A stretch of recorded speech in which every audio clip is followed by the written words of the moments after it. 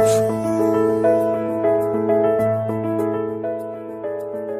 Serving food to all people with utmost affection and without any expectations is the greatest form of service. Annapurnalayam lives up to this highest virtue.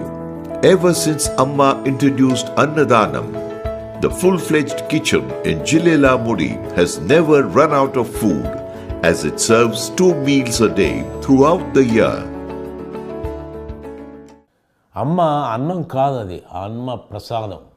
అందుకే అమ్మ దానం అనే మాట అంగీకరించదు, అన్న వితరణ అంటది.